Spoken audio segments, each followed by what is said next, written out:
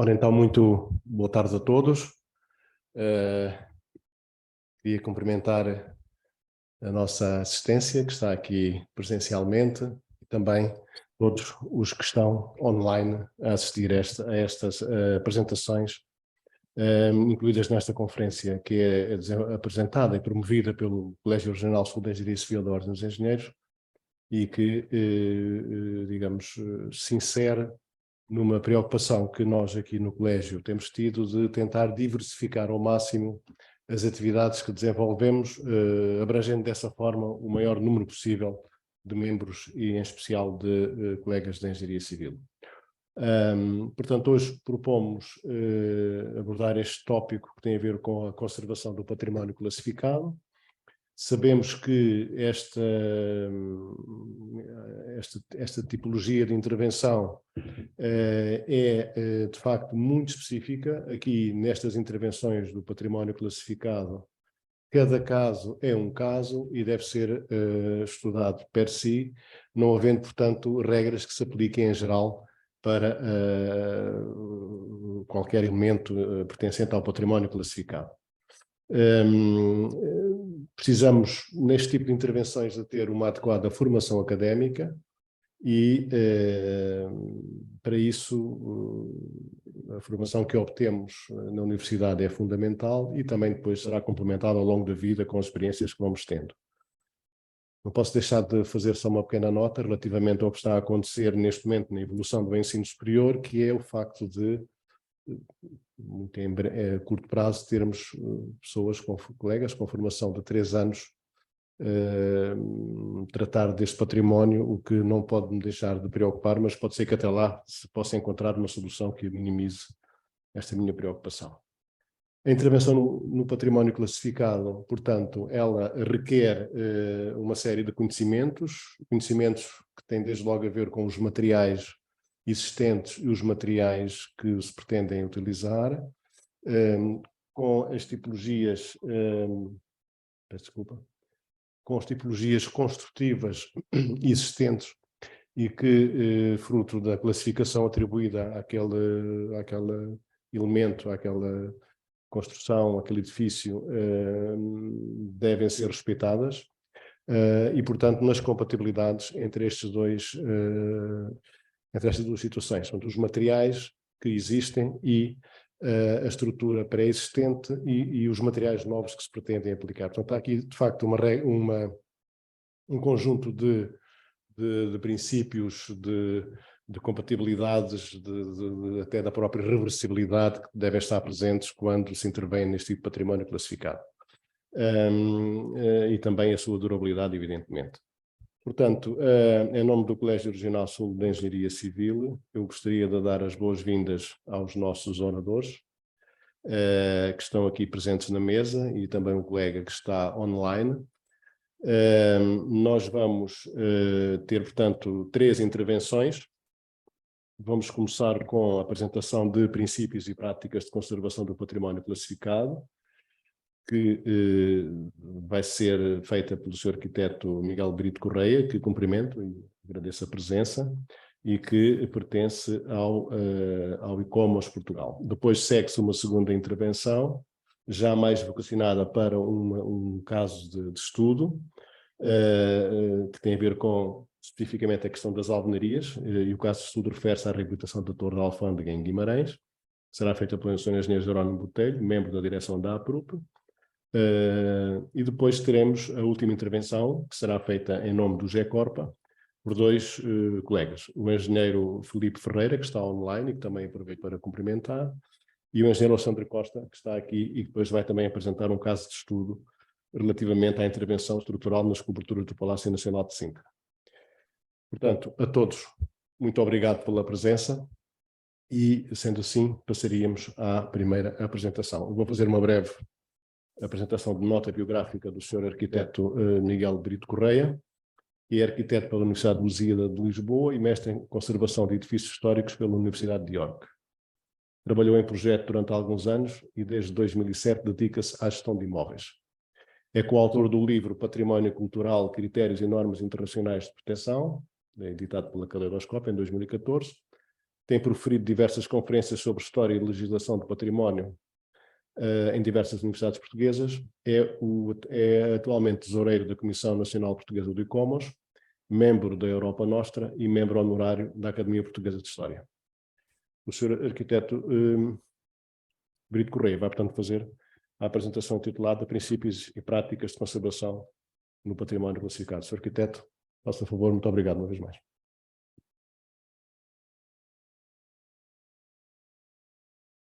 Assim consegue-se ouvir. Boa tarde a todos, obrigado por terem vindo, obrigado aos que nos seguem pelos fantásticos meios de Zoom. E gostaria de começar, portanto, agradecer o convite, evidentemente, e gostaria de começar por referir que este ano se comemoram os 75 anos da Declaração Universal dos Direitos do Homem e que, a propósito desta declaração, iria lançar duas ideias-chave. A primeira é que o património é um direito do homem. E, além disso, o património tem direito ao homem.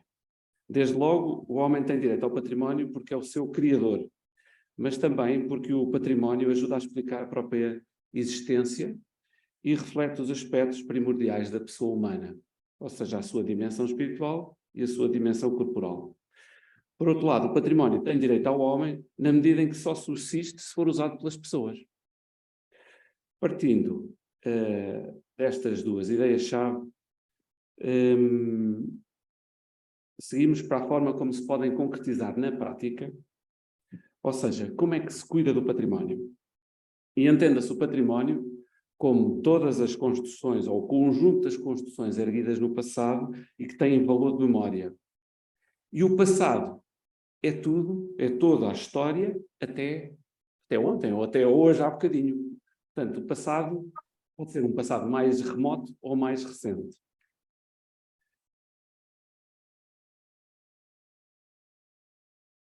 O que é que caracteriza o património? Será a antiguidade, acima de tudo? O aspecto mais marcante do património é a atribuição de valor. Portanto, uma coisa tem valor, obviamente que não se deita fora e obviamente que se conserva. E o património caracteriza-se por isso, por esta necessidade de permanência no tempo. Para não se perder e não se degradar, ele tem que permanecer no tempo.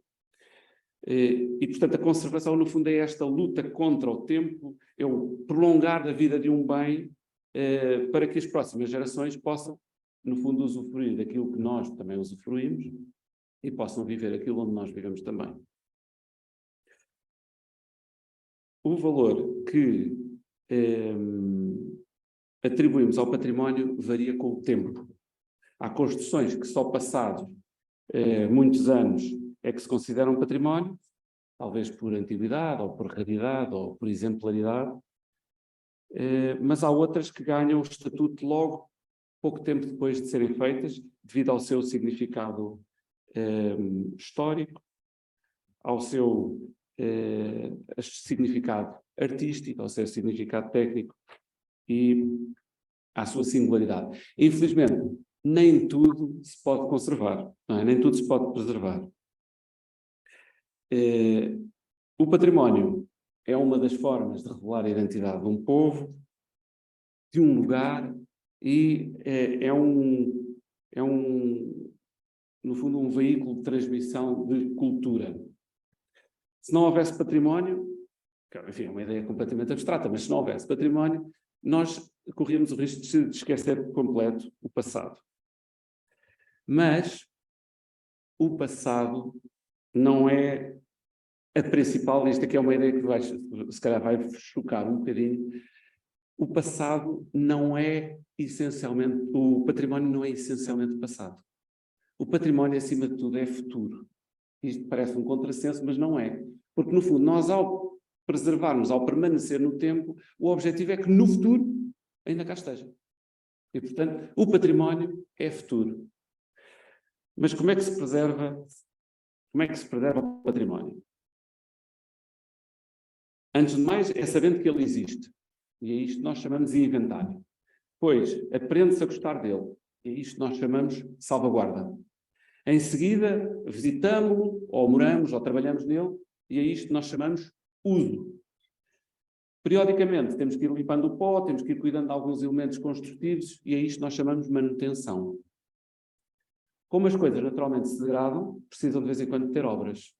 E isto nós chamamos de conservação. Quando as obras são feitas com rigor, com cuidado, e de modo a voltar, de certa maneira, voltar atrás no tempo, para repor o bem como ele era numa determinada altura, é isto que nós chamamos de restauro. Mas atenção, nunca chamei restauração, porque a restauração é aquela atividade da hotelaria em que se servem refeições, é restauração e bebidas. Não é? Isso é restauração. Em português diz-se restauro. Quer dizer, também se diz restauração, mas para esse outro âmbito. Portanto, restauro é o que nós falamos quando falamos em imóveis. Quem faz obras em património tem necessariamente que ter cuidado. E para nos ajudar a cuidar das construções, tanto das antigas como das mais recentes e até das construções novas, surgiram uma série de normas de intervenção. Uma norma, no fundo, é uma regra, é um princípio de atuação. E há algumas regras gerais, mas nem todas as regras se aplicam a todos os casos. Algumas aplicam-se naquele caso concreto, outras não se aplicam naquele caso concreto, mas cada situação, no fundo, exige uma solução própria. Aquilo que há bocado o engenheiro Fernando Pinho estava a dizer, cada caso é um caso. E isso é um princípio fundamental no património. Nós temos que olhar o bem que vamos trabalhar e considerá-lo na sua singularidade. No fundo, esta regra do cada caso é um caso é a única regra que se aplica a todos os casos. O património construído diferencia-se em 3 categorias gerais, digamos assim. Portanto, temos monumentos, temos conjuntos e temos sítios. Provavelmente conhecem essa primeira imagem, Mafra. Talvez conheçam a segunda imagem de Guimarães. A terceira é mais difícil. Já vos vou dizer qual é. Portanto, no fundo temos monumento, conjunto e sítio. Os monumentos são construções singulares, são notáveis pelo seu interesse histórico, artístico, social ou técnico. Os conjuntos são agrupamentos homogéneos de construções urbanas ou rurais, que são notáveis pelo seu interesse histórico, digamos artístico, social e técnico também. E os sítios são obras combinadas do homem na natureza. São delimitadas geograficamente e são notáveis pelo seu interesse paisagístico e, eventualmente, pelo seu interesse histórico e pelo seu interesse social. Ria Formosa, no Algarve. É um dos moinhos de maré. Como estamos a falar da classificação de património, ia só fazer uma rápida passagem pelo que é que se entende em Portugal por classificação de património. No nosso país foi adotado um procedimento administrativo desde finais do século XIX que se chama classificação. E, etimologicamente, a palavra significa agrupar em classes, ou seja, juntar em grupos os monumentos com características semelhantes. A classificação oficial consiste na inclusão de um imóvel que seja merecedor de proteção numa listagem que é publicada no Diário da República, onde consta a categoria do bem e, além disso, consta a sua localização e a descrição das partes que compõem esse bem. A primeira classificação de imóveis data de 1906, mas a lista que deu origem às primeiras classificações, depois em 1910 foram classificados quase 500 imóveis, mas pronto, antes de 1906 havia uma lista que a Real Associação de Arquitetos Civis e Arqueólogos Portugueses fez, por volta de 1870 e qualquer coisa, e que listou os principais monumentos que depois viriam a ser classificados, na altura todos como monumentos nacionais. Hoje em dia, no universo de cerca de 3 milhões de imóveis que temos em Portugal, podemos dizer que há cerca de 38 mil, o número não é meu, é de um estudo que foi feito aqui recentemente, pela Spira, que publicou um livro muito interessante sobre o valor económico do património. Eles, pelas contas deles, chegaram à conclusão de cerca de 38 mil imóveis com valor patrimonial, mas desses são classificados 4.600, mais ou menos. A classificação assenta em 3 categorias, como dissemos há bocado, os monumentos, conjuntos e sítios, e em 3 tipos. Temos o interesse nacional, temos o interesse público e temos o interesse municipal. Os bens imóveis que têm interesse nacional são classificados como monumentos nacionais. Os bens imóveis de interesse público são classificados como monumentos de interesse público, ou conjuntos de interesse público, ou sítios de interesse público. E os imóveis de interesse municipal, obviamente também da mesma forma, mas com a palavra municipal. Os primeiros decretos de classificação incluíam monumentos de reconhecido valor histórico ou artístico, alguns decretos abrangiam bens temáticos, como foi o caso dos Pelourinhos, mas a partir da década de 1970, o âmbito das classificações começou a alargar-se progressivamente a novas categorias de bens, desde jardins a unidades industriais ao património do século XX. Trouxe aqui uma imagem do Centro Cultural de Belém, porque é um dos casos, foi o primeiro caso, em que a construção terminou em 1992 e a classificação foi em 2002. Salvo erro, foi o primeiro edifício que teve uma classificação tão rápida. Portanto, em apenas 10 anos, já era um imóvel de interesse público. Ou monumento de interesse público, como agora se usa dizer. A classificação obedece a uma série de critérios gerais e uma série de critérios complementares. Os critérios gerais são o tal valor histórico, o valor cultural, estético, social e técnico-científico, digamos assim, e os critérios complementares da classificação são a antiguidade, a integridade, a autenticidade, exemplaridade, singularidade ou raridade. Atualmente, o processo de classificação é um procedimento administrativo moroso, umas vezes mais demorado do que outras, mas em geral moroso. Começa com um requerimento que pode ser feito por qualquer pessoa. Portanto, qualquer um de nós que está aqui nesta sala ou seguir-nos por Zoom, se quiserem entender que há um bem que merece ser classificado, pode disputar o processo de classificação. Depois, esse requerimento é dirigido à Direção-Geral do Património Cultural e, no fim do processo, termina com a tal publicação em Diário da República.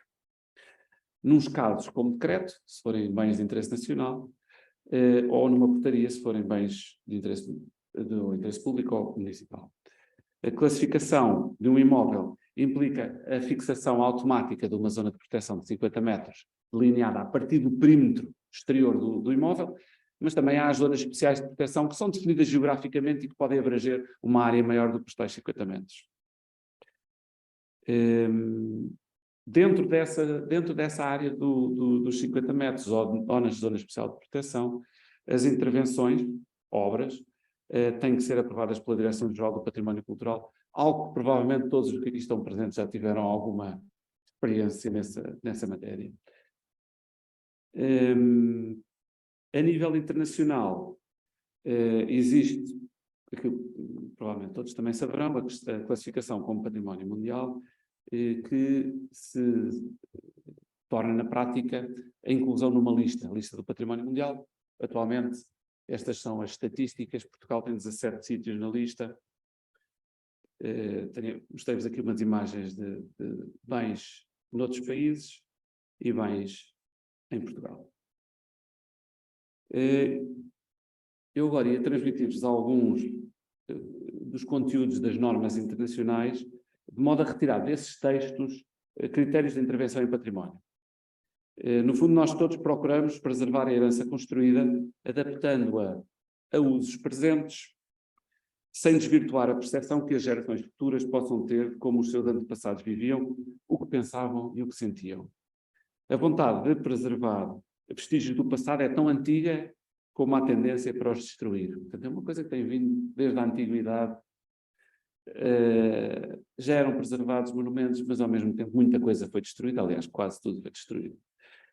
No entanto, sobreviveram alguns documentos, portanto, aqui no tema das normas, sobreviveram alguns documentos que já falavam da existência de preceitos legais a favor da preservação do património, nomeadamente algumas normas romanas. A partir do Renascimento assiste a um lento retomar da preocupação legisladora na área do património em sucessivos países.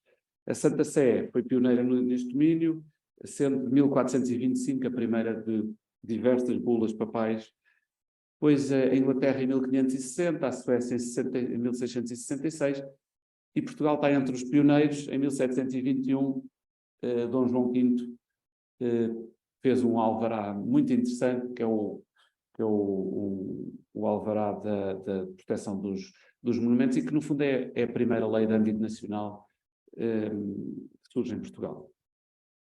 E que celebrou 300 anos há pouco tempo, e curiosamente está em vigor. O alvará de 1721 nunca foi revogado, portanto ele está em vigor, o que é uma curiosidade. As normas geralmente não são os primeiros documentos a expressar os critérios como é que se deve fazer ou não se devem fazer obras em património. No entanto, acabam por ser um dos fatores que os torna mais conhecidos e às vezes até de cumprimento obrigatório. Antes de um princípio ser norma, houve uma reflexão teórica acerca do que é que merece ser protegido e sobre o tipo de obras que devem ser realizadas em edifícios antigos. Nos últimos 2 séculos, mais ou menos 2 séculos e meio, tem havido cada vez uma mais profunda reflexão sobre o património. E no século XIX, no final do século XIX, esta reflexão originou até diversos modos, ou digamos, escolas de intervenção. Desde aquelas mais respeitadoras do existente, que preservavam os vestígios das diversas épocas, às mais alteradoras, nomeadamente uma que já provavelmente terão ouvido falar, que era a unidade de estilo. E passando por uma curiosa, que era anti-restauro, enfim, mais a Inglaterra, John Ruskin. No século XX, assiste-se à progressiva normalização destes princípios, que se pretende que tenham abrangência universal. Portanto, não só se aplicam em cada um dos países, mas podem se aplicar em todos os países. As normas sobre o património arquitetónico e arqueológico inserem-se num âmbito mais vasto do direito internacional, e este direito internacional surgiu pela necessidade de legislar ou regular a forma como se fazia o comércio entre os vários países, como se fazia a navegação e, infelizmente, como se fazia a guerra. E foi no âmbito da guerra que surge a primeira lei, a primeira norma internacional de salvaguarda do património, que foi esta Convenção da Haia de 1899, relativa às leis e costumes das guerras terrestres. A internacionalização das normas especificamente sobre património ganha fogo a seguir à Primeira Guerra Mundial, e temos a mais importante das iniciais, que é a Carta de Veneza de 1931, sobre o restauro de monumentos. Desde então, desde 1931, cerca de 130 normas foram publicadas, e os temas têm vindo sucessivamente a alargar-se. Portanto, inicialmente era um monumento isolado, depois passou a abranger também a sua envolvente, e hoje em dia estamos bastante preocupados também com os aspectos imateriais ligados ao património.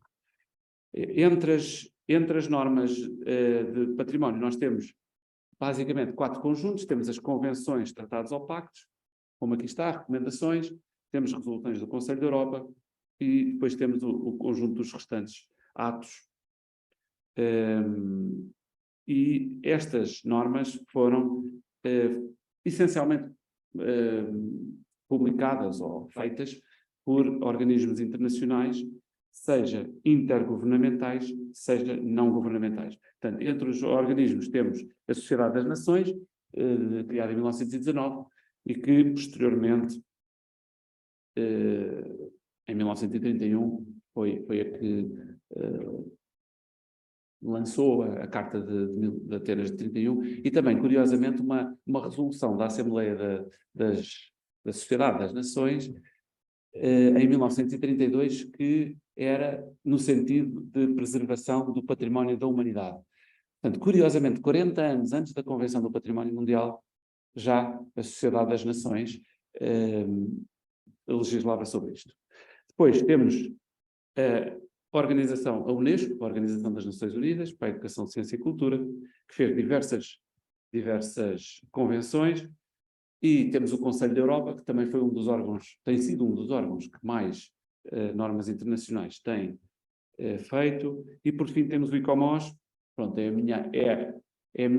a associação que faço parte e que venho aqui representar. O ICOMOS começou com a Carta de Veneza em 1964 e desde então tem-se dedicado a âmbitos mais específicos, património arqueológico, jardins, enfim, cidades históricas, várias coisas. Fazendo um resumo dos conceitos mais importantes expressos nas normas internacionais, podemos dizer que como critério de intervenção, depois em cada obra, depois temos que pegar nestes critérios e ver qual deles é que se adequa à nossa obra concreta. Mas, em geral, podemos dizer que é fundamental fazer uma análise prévia do existente, ou seja, é preciso estudar o que lá está.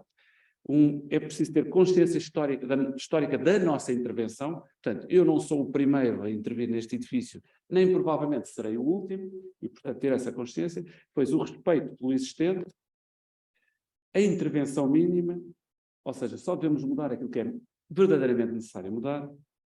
A autenticidade, portanto, respeitar o que é genuíno, nem sempre é o que é original, mas é o que lá está, é a substância autêntica. Depois, a sustentabilidade, que também é um aspecto muito importante, que é a capacidade financeira para a obra que estamos a executar perdurar no tempo.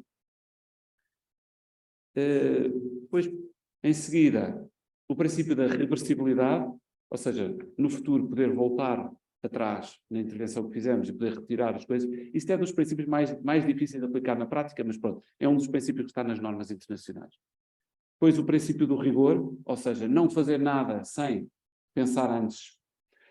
Depois há o princípio da integridade, que tem a ver aqui com a casa que nos acolhe, que é a segurança estrutural dos edifícios, fundamental. Os arquitetos muitas vezes têm soluções que são fantásticas, mas depois não são estruturalmente viáveis. Depois temos o princípio do respeito pelas contribuições de todas as épocas, o princípio do respeito pela envolvente, ou seja, a zona onde se insere a nossa obra, a legibilidade, ou seja, aquilo que nós fizermos tem que denotar a contemporaneidade, embora bem adequado com o que lá está no edifício onde estamos a atuar, e depois este princípio muito importante, este é que é dos tais que eu acho que se aplica em todos os casos, que é a adequação do nosso programa de obras ao local existente, e não adequar o sítio à nossa obra. Pronto, podemos ficar aqui muito tempo à conversa sobre isto, e por fim, a documentação da intervenção. Numa construção existente, seja ela antiga ou recente, temos vários níveis de intervenção. Há bocado já foi mais ou menos referido, mas só para os conceitos ficarem bem expressos, temos a manutenção preventiva, digamos que é a forma mais básica. Depois temos a conservação mínima, que é uma obra, no fundo, visa corrigir as anomalias mais simples. Depois temos a reabilitação, que é uma obra de maior fundo, mais alteradora do existente. Depois temos o tal restauro, que é uma operação especializada. E, por fim, temos a reconstrução parcial. Por que a palavra parcial? Porque eu diria que no património, se vamos reconstruir, muitas vezes a gente ouve a palavra reconstrução. A reconstrução, no meu entender, já está fora do âmbito do património. Portanto, se está a reconstruir, já se está a fazer uma obra nova. Essa obra nova pode vir a ser património no futuro, mas não é património nesta fase em que estamos a fazer a obra.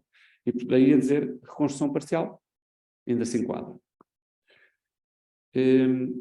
Por fim, o objetivo de qualquer obra é parar esta degradação. E os agentes de degradação, mais ou menos como todos sabem, talvez o principal seja a água, o vento, o clima, os animais, as plantas, de vários tamanhos, desde as microscópicas até às grandes, e o próprio homem, seja por negligência, mau projeto, má utilização, e os próprios materiais também são um dos agentes da degradação. E por fim, é isto, cada obra é única, e nós podemos de facto ajudar a preservar o património se atuarmos nele de forma conscienciosa. Muito obrigado.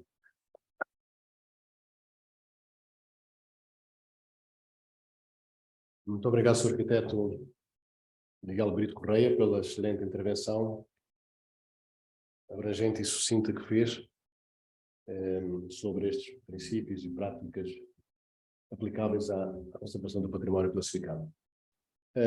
Vamos agora dar sequência à segunda intervenção, mas antes queria dizer que depois nós vamos ter ainda um debate no final desta conferência.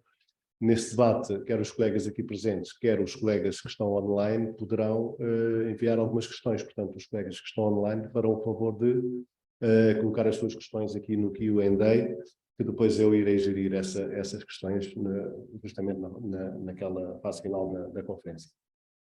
Muito bem, então agora iríamos passar à segunda comunicação, que vai ser apresentada pelo engenheiro Jerónimo Botelho, que se intitula Intervenção em Alvenarias, caso de estudo da reabilitação da Torre da Alfândega em Guimarães. Portanto, é uma apresentação que se enquadra perfeitamente nos cuidados referidos previamente na comunicação do arquiteto Miguel Brito Correia. O engenheiro Jerónimo Botelho é licenciado em Engenharia Civil na FEUP em 2002, mestre em Reabilitação do Património Edificado na FEUP também em 2006, realizando a sua tese na Universidade Politécnica de Valência, intitulada Advanced Masters in Structural Analysis of Monuments and Historical Constructions, na Universidade do Minho e na Universidade degli Studi di Padova, em Itália. Aliás, portanto, estas são as 3 instituições onde realizou o seu mestrado. É sócio fundador e membro da direção da APRUP, que é a Associação Portuguesa para a Reabilitação Urbana e Proteção do Património, e desde 2012, há mais de 20 anos que trabalha exclusivamente na área da reabilitação de estruturas e do património edificado. Em 2013 fundou a empresa CERN, dedicada à prestação de serviços de projeto e consultoria em engenharia civil, fortemente vocacionada para a intervenção em construções existentes. Sr. Engenheiro, muito obrigado. Faça favor. Obrigado pela apresentação, boa tarde a todos e quem nos acompanha lá em casa, como se costuma dizer. Pronto, estou aqui em representação da direção da APRUP, que é a Associação Portuguesa para a Reabilitação Urbana e Proteção do Património, e também apresentar aqui um caso prático da empresa que representa, a CERN, Projeto de Consultoria Limitada. Pronto, vou falar essencialmente do caso prático da reabilitação da Torre da Alfândega de Guimarães, mas também dar aqui uma visão do que é a visão da Associação de boas práticas de intervenção em alvenarias e no património em geral. Portanto, a APRUP foi fundada em 2012, já fizemos 10 anos em dezembro do ano passado, uma associação sem fins lucrativos, constituída essencialmente por membros individuais, ou seja, não é uma associação de empresas, é uma associação podem ser técnicos ou pessoas comuns interessadas pelo património e queiram contribuir. Nossa finalidade é promover e divulgar o conceito da reabilitação urbana, colaborar na preservação do edificado de interesse histórico patrimonial, estudar, aperfeiçoar e divulgar boas práticas de reabilitação urbana, apoiar a formação, o intercâmbio de conhecimentos entre técnicos, seja nacionais ou internacionais. Pronto, ao longo dos anos temos ganho o nosso espaço na comunidade civil, na comunidade técnica e científica, frequentemente somos convidados para artigos de opinião, para conferências como esta, que temos muito gosto de estar presentes. Criamos um prémio para melhor dissertação de mestrado e mestrado de doutoramento, desculpem, em 2020. Temos uma edição já em curso este ano, que foi um sucesso, e premiamos 2 excelentes teses. Recebemos eventos da Unesco, da European Heritage Training Course, que é workshops práticos de estudantes de todo o mundo que se colocou no Porto. Temos realizado workshops, formações, tertúlias, sempre no âmbito da preservação do património, seja numa vertente mais construtiva, mais política, mais técnica. Realizamos visitas a obras e, pronto, isto é um apanhado muito geral do que temos feito nestes 10 anos. Também temos colaborado com outra associação que está aqui presente, a GECORP, e com outras associações. No fundo, queremos é divulgar e proteger o património. Pronto, falando um bocadinho mais do que é a nossa visão de uma intervenção de reabilitação. Pronto, isso é entrar em questões muito técnicas, acho que não é o âmbito também aqui da nossa participação, e o tempo também não dá para muito. É dar aqui algumas ideias gerais e depois rapidamente passar para o caso prático. Pronto, para nós é fundamental, como já disse o colega, uma inspeção e diagnóstico. Em qualquer operação de reabilitação temos que perceber quais são os fenómenos de degradação, as origens das anomalias, perceber a estrutura. Caricaturando um pouco, uma pessoa quando tem uma dor não vai imediatamente ser operada, não é? Tem que perceber o que é que tem e pesquisar e consultar especialistas para o efeito. Com base nessa informação, aí sim definir medidas de intervenção e ter um projeto de reabilitação sustentado e que inclua também um plano de manutenção, no sentido quer nas próprias soluções de projeto, permitindo manutenções futuras, quer até com um conjunto de recomendações periódicas de quem explora depois o imóvel. Portanto, temos aqui não vou entrar muito em detalhe nisto, até porque o colega já falou em muitas coisas disto, mas no fundo a ideia é que a intervenção num edifício histórico, num edifício patrimonial, é uma abordagem que se quer sempre multidisciplinar, é complexa e no fundo o objetivo é chegar, tentar dentro do possível não fazer nada, não é? Que é o que se pretende, que é não alterar o edifício, se for o caso. Isto é um exemplo, eu gosto muito desta imagem do professor Paulo Lourenço, da Universidade de Minho, que se uma pessoa não estudar efetivamente os edifícios antes de intervir, arrisca-se a fazer tudo, porque temos que o tentar assegurar de alguma forma, mas no entanto, se efetivamente estudarmos, se monitorizarmos, até pode ser que o problema seja de muito simples resolução, muito barato e com um mínimo de intervenção, o que se pretende, mais uma vez. Então, passando aqui um pouco ao tema das alvenarias, que é o tema principal que vínhamos falar. Pronto, em Portugal as principais alvenarias serão como todos devem reconhecer, as paredes de alvenaria de pedra, de cantaria, de junta seca ou aparelhada, temos paredes de adobe ou taipa, que são paredes à base de terra, muito comuns no centro do país e em outras zonas, paredes de alvenaria de tijolo e as paredes mistas, muito populares aqui no centro histórico de Lisboa, com os edifícios pombalinos.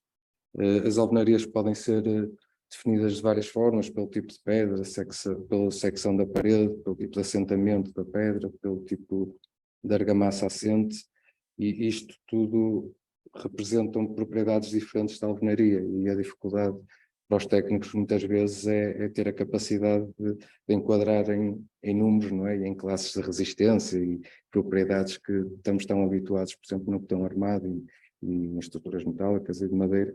E na alvenaria, efetivamente, é muito dependente de se conhecer bem o edifício, de se ter experiência na área, de se perceber a heterogeneidade do próprio edifício, perceber o próprio funcionamento não linear das alvenarias, que é muito diferente das outras estruturas que também conhecemos, e o funcionamento aos diferentes esforços. Pronto, e daí, com este tipo de conhecimento que tem que se ter, compreender melhor os danos que encontramos nos edifícios, que podem ser de vários tipos, e todas estas fotografias são danos totalmente diferentes, exceto ali duas que são derivadas ao sismo, mas com resultados diferentes no edifício. Pronto, e perceber que o dano é sempre resultado da forma e das ligações, é preciso trabalhar nas ligações sempre, nas características do material, do seu estado de conservação e obviamente das ações. Então, se entrar muito nisto, o que eu disse antes, para nós é um desafio técnico, a modelação é um desafio ainda mais desafiante, passa a redundância, não é? Porque no fundo temos que criar modelos matemáticos para transmitir um edifício, um monumento, uma construção que é heterogénea, que tem um funcionamento diferente de outros tipos de estrutura, e pronto, e podemos recorrer a modelos mais simplificados, por exemplo aqui de macroblocos, e aumentar a complexidade, mas à medida que aumentamos esta complexidade entramos em campos de conhecimentos diferentes, até mais no campo da investigação. O mesmo para a análise sísmica de edifícios, que também tem em voga e tem-se falado muito, infelizmente. Para isso, pronto, temos desde métodos lineares a métodos não lineares, com análises temporais, que são métodos extremamente complexos e por vezes de implementar. E acima de tudo, perceber se nós de facto podemos realizar estes modelos muito complexos, e agora temos a inteligência artificial, que é um parceiro muito forte, mas será que estes modelos realmente estão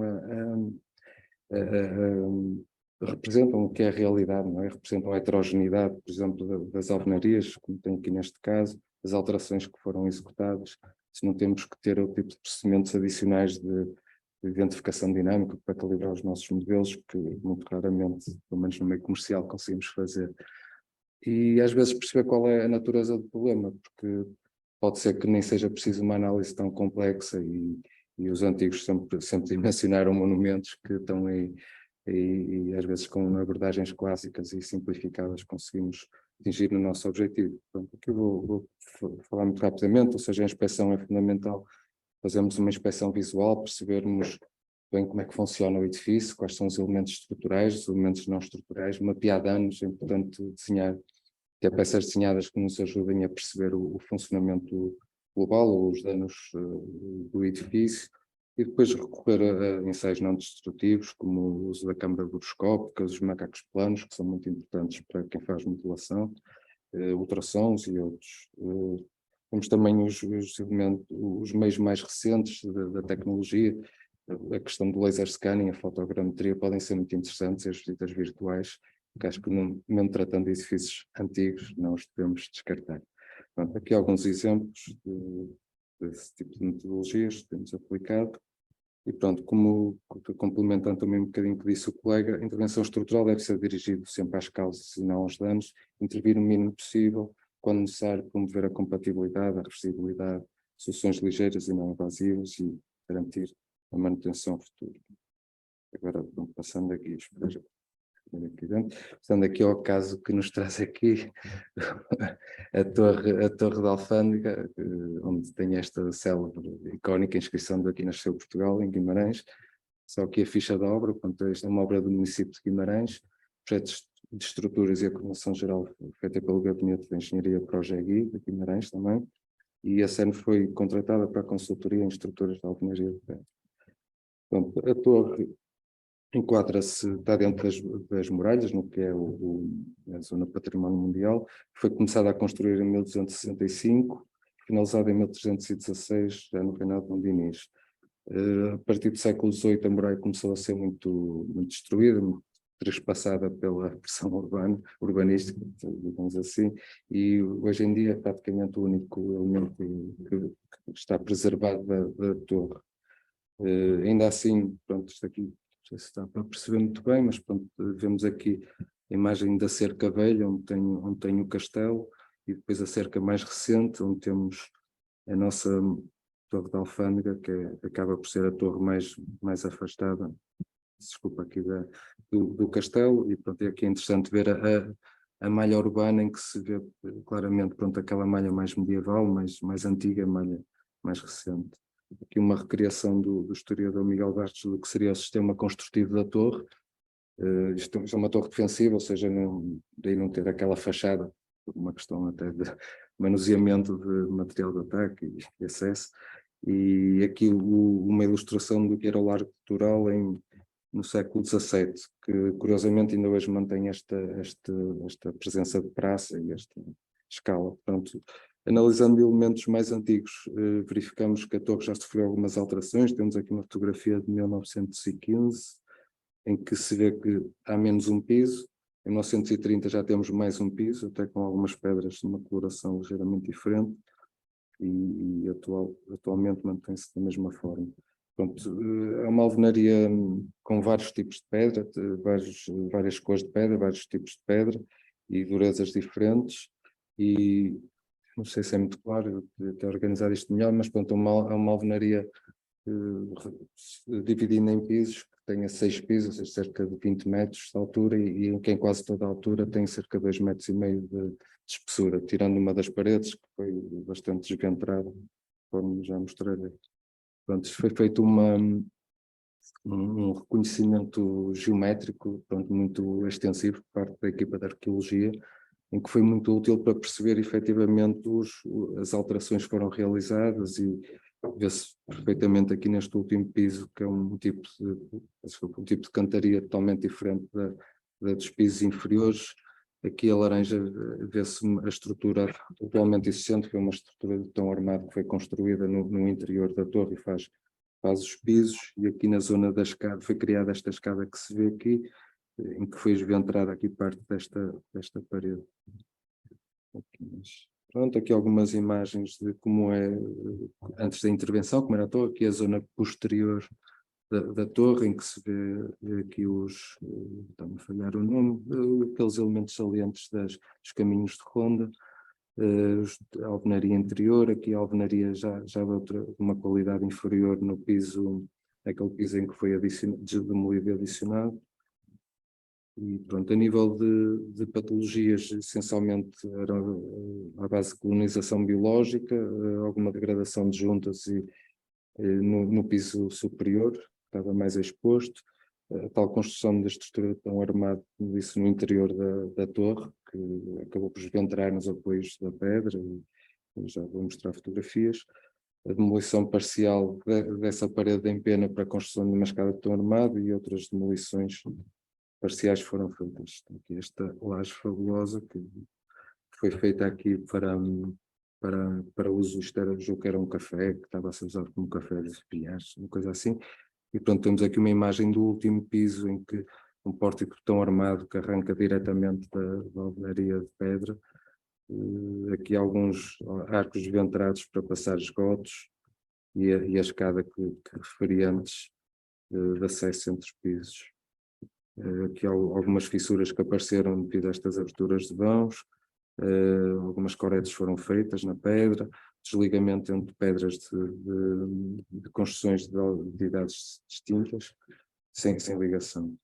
Pronto, análise estrutural, tratando-se de um elemento de património mundial, não adotamos as regras normais para edifícios, ou seja, usamos dois tipos de análise. Uma primeira análise estática linear, apenas para cargas verticais para perceber o nível de tensão existente na torre. Aí eu falo baixinho, pensava que tinha um microfone.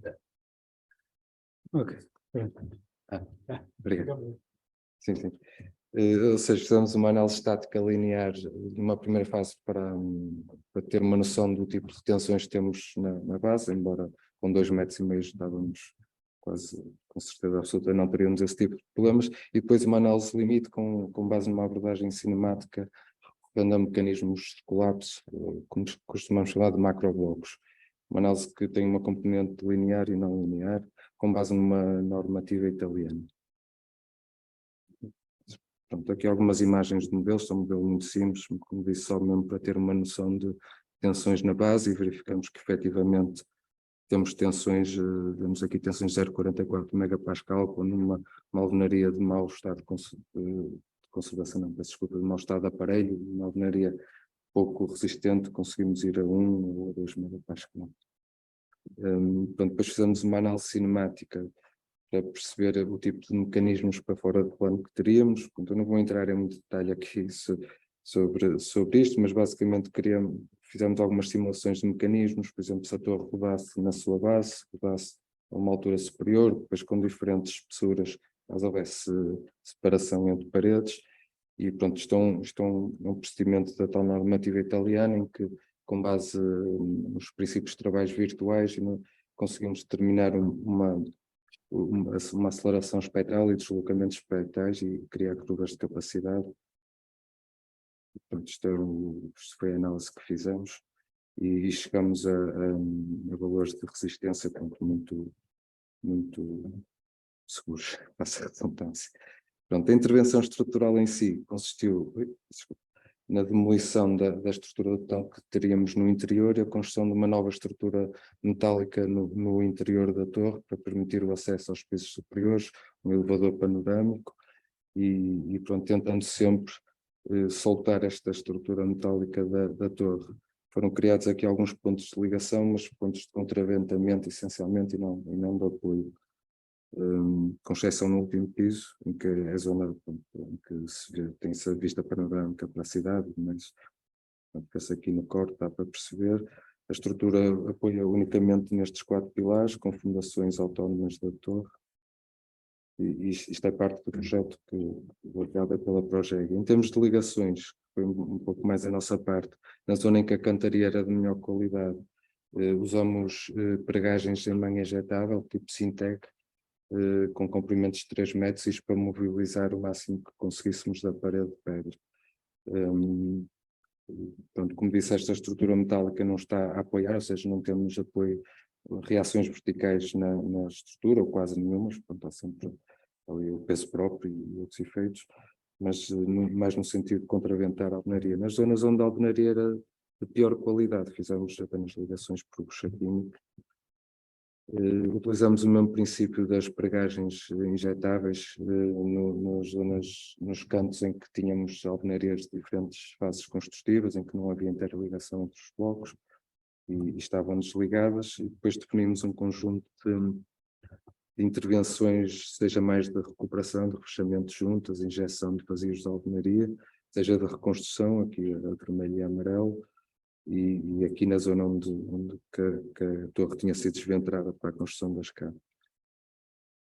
E pronto, temos aqui algumas fotos da semana passada. Por acaso houve uma visita da Ordem dos Engenheiros da região norte da obra, e a obra está com um aspecto, portanto tem aqui as fotografias.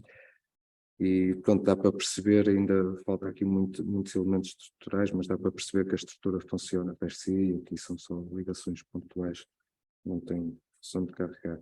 Aqui uma imagem do sistema Sintec, isto muito resumidamente consiste, para quem não sabe, acho que já começa a ser conhecido, consiste em injetar essa manga tecida que no fundo vai encostar contra o furo que é feito na alvenaria e cria essas tensões de contacto, que aliados à inclinação da pregagem consegue mobilizar toda a espessura da parede sem ter que ancorar para o lado exterior, que aqui não podíamos. Depois há algumas dificuldades até mais de execução de obra, quando a furação foi feita uma carotagem à água hidráulica, né, para apoio arrefecimento com água, por vezes é difícil de manter o furo desobstruído e tem que se encaminhar e fazer aqui um conjunto de operações. Aqui já uma imagem das pregagens injetadas, das buchas químicas utilizadas. Uma curiosidade é que isto teve que ser tudo feito topograficamente, ou seja, a marcação teve que ser feita à medida que é feita a estrutura, e o sítio das furações foi quase marcadas pelo topógrafo, teve que ser muito rigoroso. Portanto, aqui o último tramo em que já temos aqui as juntas realizadas, refeitas, aqui a parte da alvenaria foi refeita para reconstruir aquele caminho de ronda, que era comum das muralhas. Foram feitas as alvenarias com as técnicas tradicionais de construção, uso de perpianos, uso das cantarias externas e revestimento dos vazios sempre com o uso de argamassas à base de cal hidráulica natural, para ser compatível com as paredes de pedra. Portanto, aqui algumas imagens também de tratamento juntas das alvenarias, algumas reconstruções tiveram que ser feitas, de preenchimentos. E pronto, em termos de as conclusões são basicamente estas, ou seja, fizemos 2 tipos de análises, consideramos análises simplificadas, porque efetivamente a torre apresenta um grau de segurança bastante elevado e pronto, não avançamos mais na análise. Tiramos proveito da estrutura metálica para travar e melhorar o comportamento da alvenaria a movimentos para fora do próprio plano, embora por algo tivéssemos percebido que nem era necessário. Tentamos que a estrutura metálica não introduzisse cargas verticais relevantes na alvenaria, e não faz de facto, e definimos metodologias de uso de materiais já à base de cal hidráulica natural que fossem compatíveis com a alvenaria de pedra, e pronto, e as soluções estruturais procuraram garantir a compatibilidade entre materiais, a reversibilidade da intervenção e a conservação de valor arquitetónico e autenticidade da torre. Mas queria muito agradecer a sua apresentação, o exemplo de intervenção e de cuidados prévios a ter numa obra desta natureza, e portanto penso que foi um excelente caso de estudo que foi aqui agora apresentado. Muito bem, vamos então passar para a terceira e última intervenção. Vai ser feita em nome do GECORPA por 2 colegas. O GECORPA é um grêmio do património e vai haver uma primeira apresentação de enquadramento geral, penso que será, das funções e da missão do próprio GECORPA, e depois temos a apresentação de um caso de estudo. Portanto, eu vou dar a palavra agora ao engenheiro Filipe Ferreira, da empresa AOF. O engenheiro Filipe Ferreira portanto, membro da direção do GECORPA, é administrador da empresa AOF, que dedica à conservação e restauro do património, estando ligado a diversas intervenções em imóveis classificados e outros, e é também membro individual da Comissão Nacional Portuguesa do E-Commerce. Sr. Engenheiro Filipe Ferreira, muito obrigado pela sua participação nesta conferência. Faça favor. Muito boa tarde. Estão-me a ouvir? Muito bem. Como ouvir, claro. Muito boa tarde, agradeço de facto o convite e este encontro conjunto que tivemos em prol do património e felicito a Ordem dos Engenheiros pela iniciativa e por toda esta proatividade em torno do património. Cumprimento também o Sr. Arquiteto Miguel Brito Correia, que eu conheço há muitos anos e com quem temos amizade, fez uma intervenção muito boa mesmo, portanto, digamos que enquadrou perfeitamente o património dentro como se deve ser enquadrado, do ICOMOS, enfim, de tudo, tem muito. Cumprimento também o Sr. Engenheiro Jerónimo Botelho pela excelente intervenção, portanto, que apresentou genericamente a PRUP, o objetivo e as práticas que defende, e também o trabalho sério que foi feito na Torre. De facto, é um trabalho que responde, digamos, às exigências e foi muito bem feito. Cumprimento também, em primeiro lugar, o engenheiro Fernando Pinho, pessoalmente, da pessoa do engenheiro Fernando Pinho, e pronto, a minha ideia, portanto, eu sou da direção do GECOR, presidente não posso estar presente, professor Helena Escloan, mas de qualquer maneira, aqui nós vamos apresentar um trabalho da parte do engenheiro Alexandre Costa, sobre uma intervenção muito interessante que ele agora fazer, e eu também não quero, de facto, estar agora a tirar-lhe tempo à intervenção dele. Em linhas gerais, o GECOR é um grêmio, tem os objetivos semelhantes, digamos, à PRUP e defende também os ideais do ICOMOS. Festejou recentemente o 25º aniversário em Queluz, no Palácio de Queluz. No fundo, o objetivo do GECOR é agregar as empresas, é formar, é dinamizar as ideias das empresas e os profissionais que exercem o trabalho na fileira da reabilitação, e, portanto, no fundo, dirige-se a todos os profissionais que têm interesse em trabalhar na reabilitação, têm interesse em tratar bem o nosso património, e também mesmo as pessoas que não estão na área, mas que apreciem, digamos, a reabilitação e o património, tenham, digamos, esse interesse. E, por último, promover a reabilitação do edificado e da infraestrutura, valorizar os centros históricos, foi aqui falado, e zelar pela boa qualidade das intervenções, divulgando as boas práticas, de tal maneira a contribuir para a melhoria do ordenamento do património. E também estamos neste momento com um objetivo muito importante, que é a energia do património, portanto, que temos com a APRUP, digamos que é muito importante este objetivo que agora é premente. E sendo assim, cumprimento mais uma vez o engenheiro Alexandre Costa e vou à apresentação. Muito bem, muito obrigado, Sr. Engenheiro Filipe Ferreira, pelo enquadramento que fez.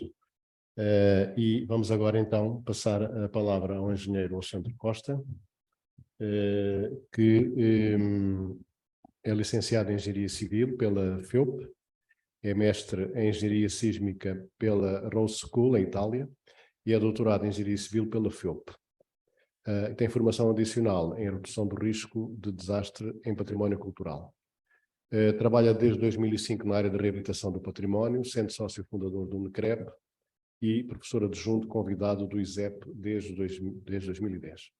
Desenvolve investigação e trabalho na área das estruturas existentes, incluindo várias intervenções de reabilitação distinguidas a nível nacional. O Sr. Engenheiro Alexandre Costa vai, portanto, fazer a apresentação intitulada Intervenção em Elementos de Madeira, Desafios na Intervenção Estrutural das Coberturas do Palácio Nacional de Sintra. Sr. Engenheiro, faz favor. Muito obrigado. Muito obrigado. Muito obrigado a todos. Obrigado pela presença, para estarem connosco nesta sessão, quer aqui no auditório, quer online. Espero que esta última apresentação também seja um bocadinho mostrar alguns pontos que foram falados desde o início, alguns conceitos, alguns princípios, e um bocado o que é que está muitas vezes em cima da mesa quando estamos a falar em termos de intervenção em edifícios classificados, neste caso um palácio utilizado e inserido dentro do património mundial da humanidade. Portanto, a apresentação está dividida essencialmente em 3 pontos, portanto, um breve enquadramento sobre o caso de estudo que nós temos, depois passamos sobre as atividades de inspeção e diagnóstico estrutural e depois o que é que está em termos de projeto, em termos de intervenção estrutural.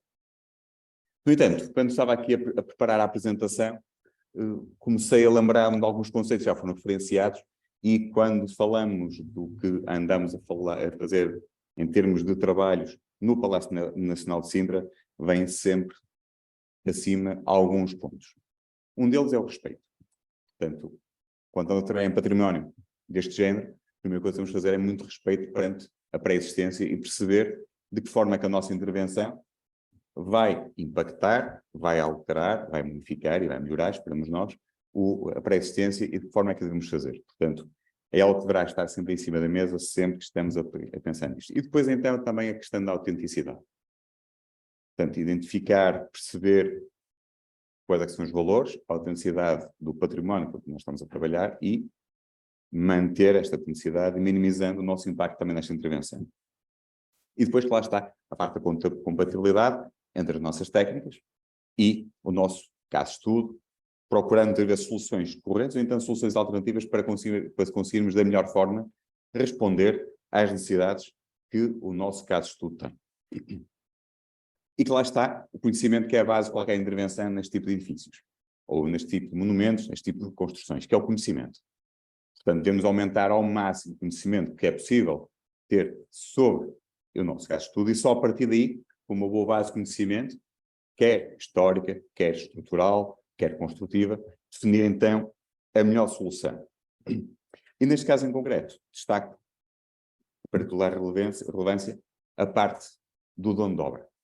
Está aqui connosco também o engenheiro João Cortês, da parte de Sintra, da parte da direção do património construído, vou tentar a parte também do Palácio Nacional, e, sem dúvida, isto é um ponto fundamental, porque as soluções que foram definidas, quer em fase de inspeção, quer em fase de projeto, são feitas em conjunto com o dono de obra. Portanto, faz parte integrante da equipa e tem uma presença ativa e muitas vezes as soluções, não foi a primeira, se calhar não foi a segunda, se calhar foi a terceira solução ou a quarta solução que foi estudada em conjunto, de tal forma que consigamos respeitar ao máximo o Palácio e, com isso, as nossas intervenções sejam dirigidas da melhor forma para o nosso processo de estudo.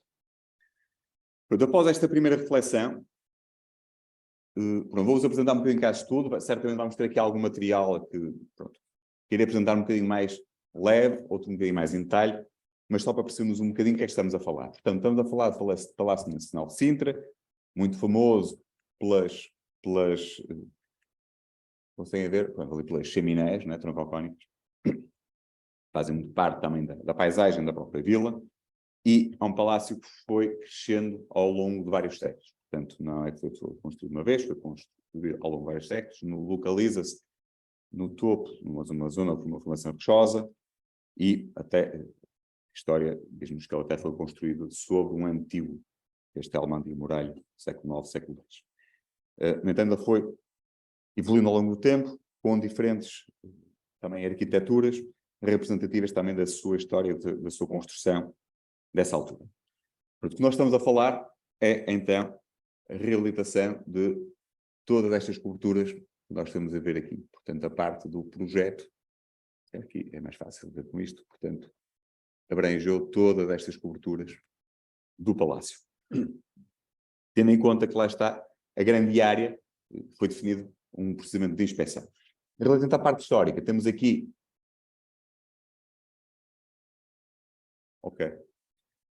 Pronto, relativamente à parte histórica, temos aqui, no fundo, a evolução do palácio, portanto, aqui o passo inicial, depois, no fundo, a sua ampliação para a zona do terreiro, na altura do Dom João I, a aula leonina, depois então aqui a intervenção já século V, século VI, pelo rei Dom Manuel I. Portanto, temos diferentes, lá está, diferentes fases construtivas, depois existem ainda aqui mais algumas zonas acessórias, mas no fundo em termos de grandes construções, podemos dividir isto se calhar em 3 períodos principais. O que é que nós estamos a falar? Temos aqui uma imagem muito interessante, portanto, uma ilustração feita na altura em que conseguimos ver já o palácio praticamente semelhante ao que nós conhecemos nos dias de hoje, com algumas alterações, especialmente nesta zona do terreiro, com as construções antigas que, entretanto, depois foram demolidas posteriormente, mas já temos aqui as tais chaminés das cozinhas, temos aqui a parte da capela, temos aqui a zona dos cisnes, temos aqui o corpo do Boné, na zona mais antiga, e temos aqui depois também a sala dos brasões nesta zona, supostamente mais atrás do palácio. Portanto, aqui a importância também do arquivo histórico, percebemos o que é que era já antigo, qual é que poderia ser a sua data de construção e as próprias evoluções que o próprio palácio teve ao longo dos tempos. Há umas imagens do interior em que nos mostram claramente um dos principais valores que nós temos também no palácio. Está no património construído, portanto, a parte dos tetos trabalhados, de diferentes alturas, e é exatamente sobre isto que nós vamos falar. Portanto, o que está, qual é a estrutura de suporte do teto e, ao mesmo tempo, também a parte da cobertura, no fundo, para impedir a entrada de água, que, portanto, no caso, as coberturas de madeira, é o grande problema, é exatamente o problema das infiltrações.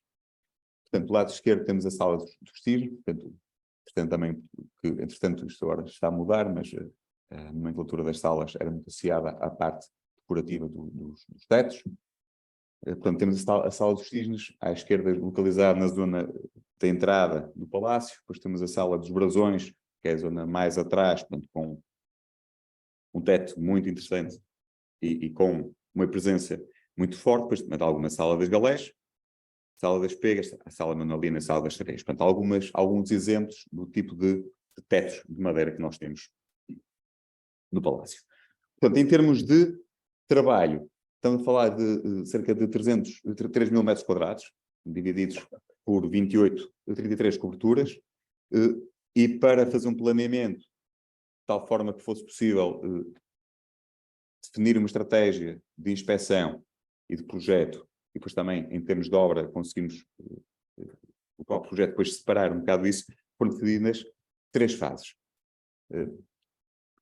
Uma fase inicial, mais associada à zona central, portanto, virada mais para o pátio central, de tal forma que a forma como foi pensada a inspeção também teve mais 2 condicionantes, portanto, não foi só olhar para a planta, foi depois pensar em termos de meios de acesso necessários e depois também a sua compatibilização com o normal uso do palácio. Portanto, o objetivo foi perceber meios de acesso necessários, concentrar esses meios de acesso de tal forma que fossem minimizados os impactos na normal circulação das pessoas e os visitantes dentro do palácio, perceber zonas em que era possível evitar, por exemplo, a utilização de andaimes, zonas em que tínhamos zonas protegidas ou não protegidas em termos de acesso às coberturas. Portanto, isto resultou então nestas 3 diferentes fases e estas 3 diferentes fases originaram depois diferentes projetos. Em termos de procedimento, portanto, o procedimento clássico, portanto, começamos então pela fase de inspeção e diagnóstico, em que nesta fase então iniciamos o trabalho pela parte do levantamento geométrico, geometria de secções, passamentos, secções, portanto, tipo de madeira, etc. Passamos depois para a caracterização estrutural, o que é estrutural, o que não é estrutural, tipos de sistemas construtivos. Passamos depois para a parte da caracterização material, portanto, neste caso estamos só a falar de madeira, mas dentro da madeira podemos ter diferentes tipos de madeira. E depois, então, avaliar o estado de conservação e, por fim, tem uma avaliação estrutural, uma avaliação de segurança, que, juntando toda a informação que nós temos em cima, nos vai dar, então, todas as informações que nós precisamos para depois partir para a segunda etapa, para a fase de intervenção estrutural. Portanto, em fase de inspeção, o que é que foi identificado, isto antes de até se avançar para o local? Portanto, quais é que eram as coberturas que eram acessíveis, portanto, não necessitavam de meios de acesso e era possível entrar, então, no espaço que iríamos ter entre o teto e a cobertura. Portanto, primeiro se existiam zonas de acesso a este espaço e se elas eram acessíveis sem necessidade de andarmos a levantar telhados.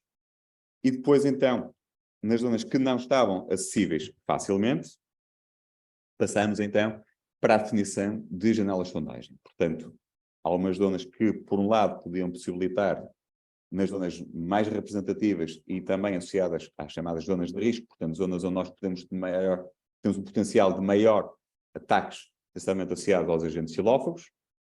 Foram identificadas estas zonas, conciliadas com as possibilidades de acesso, e resultar então em 41 janelas de sondagem feitas na cobertura do Palácio.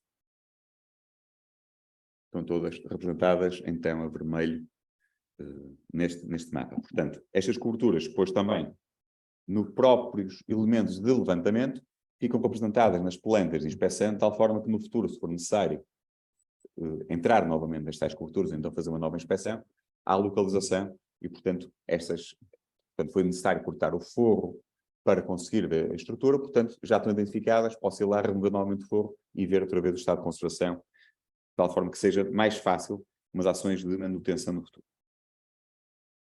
Passando então para a inspeção em si, o que é que se identificou? E daí muitas vezes, quando se está no gabinete, pensa-se uma coisa e depois, quando se chega ao local, a realidade é bem diferente. Desde logo as dificuldades é então parte do acesso limitado. Esta tal necessidade então das janelas de sondagem resultou do acesso limitado em termos de extensão das coberturas e não era possível fazer então janelas de sondagem pelo interior. Todos os tetos estavam trabalhados, portanto, não nos remover tetos para fazer o acesso pelo interior. Com exceção de uma, que foi na zona da capela, que aí foi uma zona mais localizada por causa dos problemas que nós lá tínhamos. Em termos do acesso exterior, tínhamos então esta parte da limitação, portanto, nem todo era acessível, e então o ponto principal de não interferir com a atividade. Temos aqui uma imagem então das tais janelas de sondagem, portanto, com a remoção das telhas, das ripas, e depois então corte pontual da zona do forro para se conseguir aceder então à cobertura. Em umas delas era possível entrar e fazer a inspeção global, noutras era apenas por amostragem que foi feito este tipo de trabalho. Então, passando para os elementos que nós recolhemos no local, o que é que resulta? Parte da caracterização geométrica e estrutural, portanto, medição de secções, espaçamentos, as notas que resultam do trabalho que nós fazemos no local, no fundo, a importância de levantar todo tipo de informação, quer geral, quer mais particular, desde dimensões de elementos até também o tipo de ligações que nós podemos ter entre os diferentes elementos, e depois, por exemplo, um exemplo de elementos que resultam das peças desenhadas ainda em fase de inspeção. Portanto, uma planta estrutural com a presença de todos os elementos estruturais, o seu espaçamento, constituição, secções, etc. Além disso, depois aqui também se identifica a posição das janelas de sondagem, ensaios realizados, como ensaio de correstógrafo, teoria em água, etc. Em termos de coberturas, então, temos coberturas que na globalidade o princípio é o mesmo, portanto, em que nós temos normalmente uma estrutura interior e temos uma estrutura superior, mas em algumas delas temos a estrutura é comum a suportar o teto e a suportar a cobertura. Há outras em que já foram alteradas e temos então a estrutura antiga a suportar o teto com reforços e a estrutura então outra a fazer parte do telhado.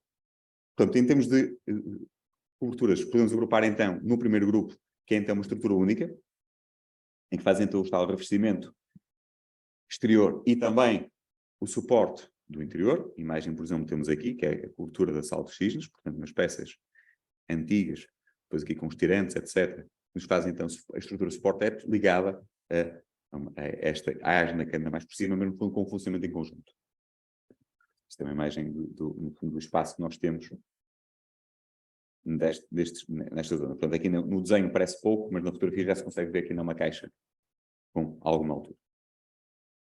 Depois temos então outro grupo, então duas estruturas independentes, uma estrutura de suporte, outra estrutura então da parte de cima. Então, depois temos uma outra solução com estruturas mais recentes, portanto, em que foi adotada uma solução nova no passado para substituir as coberturas antigas. Então temos aqui uma estrutura de suporte cá em baixo e temos uma estrutura cá em cima. Depois, outro ponto importante aqui foi também a parte da caracterização material. Portanto, perceber o tipo de madeira que nós tínhamos em cada uma das coberturas.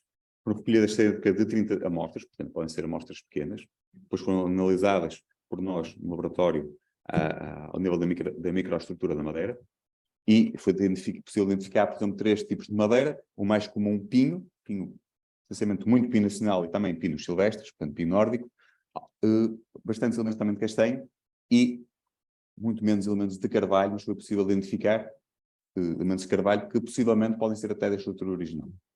Portanto, isto faz com que, através deste tipo de trabalhos, se consiga muitas vezes até perceber um bocado a evolução construtiva e histórica dos próprios nossos edifícios. Neste caso foi interessante, esta imagem que está aqui é da cultura dos cisnes, da estrutura suporte-teto, portanto, indicamos que possivelmente até poderá ser a estrutura original. Depois, passando um bocadinho mais rápido, já que estou a ficar sem tempo, em termos de danos comuns no tipo de madeira, portanto, danos de ataques, por exemplo, bióticos, portanto, a parte dos fungos, parte de insetos, como o caruncho, ou então parte de térmitas, em alguns pontos, e que lá está o ponto principal é a entrada de água, que em alguns pontos de recolha de água estavam deficientes, isso fazia com que a água entrasse e a partir daqui os danos fossem alargados. Depois, pronto, alguns danos, como corrosão, reforços inadequados, etc. Em termos em meios complementares, foram então utilizados vários ensaios, como o restógrafo, para medir ou para avaliar o estado de conservação interno das peças de madeira, portanto, mas será uma peça em bom estado, aqui outra peça que já está em mau estado, no fundo é um furo que se faz na peça de madeira, em que, em função da energia que gasta para fazer este tal furinho muito pequenino, dá-nos ideia sobre o estado de conservação interno. E depois, então, hidrómetro, para medir teoria em água e o martelo, que qualquer inspeção de estrutura de madeira, o martelo é sempre o elemento principal. Com isto, resultam, então, mapas com estados de conservação para todas as coberturas, portanto, associando, então, a parte do estado de conservação recolhido no local, e depois, então, vem a parte da avaliação de segurança. Neste caso, utilizando modelos 2D e modelos 3D, em função do tipo de solução estrutural para cada cobertura, e em função disso, chegou-se, então, à fase da avaliação de segurança. E, com isto, definiu-se, então, a parte da intervenção. Em termos de medidas gerais, e agora para concluir de forma muito mais rápida, mas acho que o ponto principal é perceber este caminho, esta cadeia, e o que é que resulta, e quais é que são os pontos que têm de estar em cima da mesa quando estamos a falar da intervenção. Portanto, o objetivo será, então, conservar as estruturas existentes e prolongar, se possível, a sua vida útil. Portanto, neste ponto, um dos pontos principais é retirar também a causa para os danos que lá estão. Portanto, em parte dos problemas estavam associados à parte das entradas de água, portanto, temos rufos, escaleiras, etc. A intervenção, definindo em conjunto com a parte de Sintra, no fundo, é manter até as soluções de escoamentos originais. Ok, então, afinal, posso estar muito mais descansado. Portanto, é manter a solução de escoamento original, portanto, com os tubos de queda originais, caleiras originais, mas utilizando soluções que, no fundo, compatíveis para minimizar essa entrada de água e, com isso, prolongar a vida útil da nossa construção. Portanto, estamos a falar de uma intervenção que tende a ser essencialmente reversível, portanto, é possível utilizar soluções que possam, no futuro, serem removidas, compatibilidade material e química e pouco intrusivas. Portanto, estes são os objetivos e definiu, então, como estas tais medidas de intervenções gerais para todas as coberturas e depois algumas medidas de intervenção específicas em função dos problemas que cada uma das coberturas tinha. Portanto, em termos de intervenções gerais, podemos quase que dizer que são umas boas práticas em termos de intervenções em estruturas de madeira, como limpeza e tratamento, ao ataque de agentes bióticos, e a parte da proteção ao fogo, onde for necessário, onde for possível, realizá-la, ou através do dimensionamento dos elementos que vamos colocar, ou então através de proteção das peças existentes. Melhoria da ligação dos elementos, portanto, sempre possível, devemos fazer essa ligação, neste caso, por exemplo, reforçar as ligações entre a estrutura de suporte-teto e a nossa estrutura de cobertura. E depois isto lá está, sempre afinado, depois, em fase de obra, com o que se for visto no local, quando tivermos toda a cobertura destilhada, no caso de ser uma cobertura toda destilhada, ou então nas zonas pontuais onde se fizer a intervenção, se tiver um bocadinho melhor abrangência sobre a necessidade desta tal intervenção. Depois, então, colocação de uma tela transpirante, portanto, para que a água líquida que vem de fora para o interior bata na tela e escorra para fora da nossa cobertura, portanto, para as caleiras, mas que seja ao mesmo tempo permeável ao vapor d'água, de tal forma que o vapor d'água e a variação de umidade no interior permita a ventilação da cobertura. E depois que lá está, portanto, a execução e a reposição dos revestimentos e, sem dúvida, portanto, a parte da melhoria e substituição das redes de águas pluviais. Uma intervenção que vai melhorar e minimizar estes problemas. Em termos de intervenções específicas, dividimos as coberturas em 4 níveis. Ou seja, em função dos problemas que as coberturas tinham, diferentes soluções, mas com princípios comuns. Portanto, temos aqui uma escala de 4 cores, portanto, de 0 a 3, portanto, em que o 0 são as intervenções praticamente mínimas, apenas reportes pontuais, enquanto que 3 é uma intervenção muito mais pesada, com uma nova estrutura de suporte, no fundo, vai auxiliar a estrutura que lá está. Portanto, por exemplo, no nível 0, insere-se a tal sala de orações, portanto, se olharmos aqui para a planta, aqui é o terreiro, aqui estão as chaminés, e que ali ao fundo está, então, a conhecida sala de orações. Se não foram ao Palácio de Sintra, justamente esta sala de orações deviam ir. Sempre que o Palácio conseguir ir novamente a esta sala, vou lá espreitar este teto. E é muito interessante, portanto, esta estrutura de suporte de teto, lá está. E esta é a estrutura que está, no fundo, a segurar o teto e a fazer a parte de cima da cobertura. Em termos de intervenção, se virmos, é os reforços muito pontuais de apoio e depois, se não me engano, aqui umas peças de reforço para travar esta estrutura. Portanto, estamos a falar de manter toda a estrutura existente, alguns reforços pontuais e melhorar um bocadinho a estabilidade global desta cobertura. Depois, num nível seguinte, temos então um reforço já um bocadinho mais próximo, em que temos que reforçar a ligação entre os elementos dos nossos sistemas estruturais e reforçando depois também a ligação entre a estrutura suporte teto. Portanto, isto que está aqui é um zoom deste pormenor. Está aqui, portanto, um reforço da ligação em que vamos, basicamente, reforçar o facto de pendurarmos a estrutura suporte teto na estrutura de cima. Ou seja, esta é a estrutura existente, temos lá uma estrutura existente e vamos colocar aqui uns elementos que vamos pendurar, então, nesta peça que também é existente. E com os pequenos reforços também. Portanto, ao falar de intervenções um pouquinho mais pesadas, mas sempre localizadas.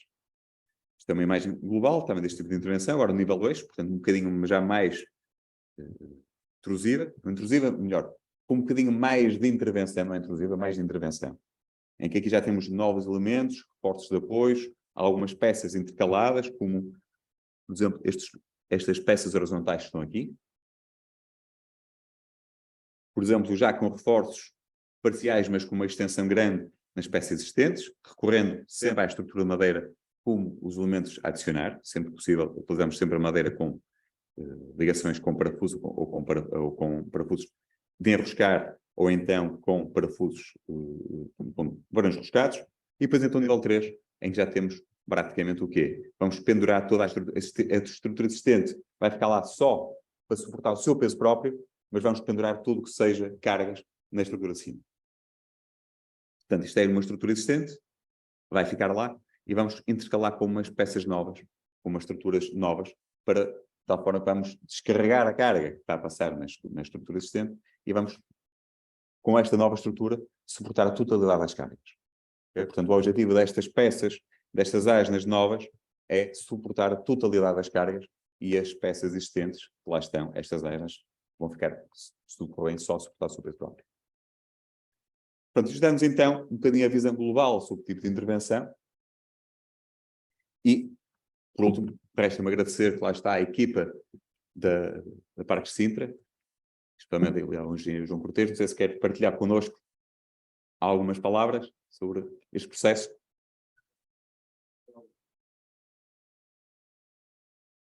Gostávamos de ter também esta visão de dono de obra, que neste ponto, neste processo é fundamental. Está a funcionar? Boa tarde. Agora sim. Portanto, boa tarde a todos. Agradecer ao engenheiro Alexandre Costa pelo convite para estar presente.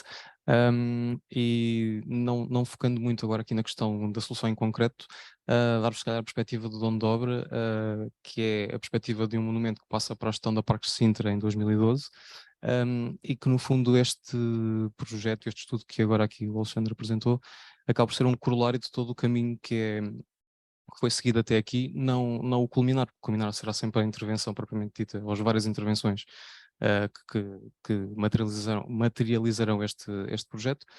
Mas acaba por ser um pouco o corolário do caminho que é percorrido, que tem em mente todos os princípios que foram sendo abordados aqui ao longo desta conferência, que começa com o desenvolvimento dos nossos planos de gestão e valorização dos vários momentos, inclusive aqui para o Palácio Nacional de Sintra, tendo como base todos estes princípios que foram aqui enumerados, e visando sempre a preservação do património e evitar a degradação numa fase muito ainda inicial, ou seja, são planos de gestão e valorização que pretendem tentar trabalhar sempre o máximo possível no regime da manutenção preventiva, sendo certo e definem no fundo os princípios de intervenção e definem os critérios de tomada de decisão, sendo certo que haverá sempre situações onde é impossível ficarmos só pela manutenção preventiva, e o caso das coberturas claramente identificado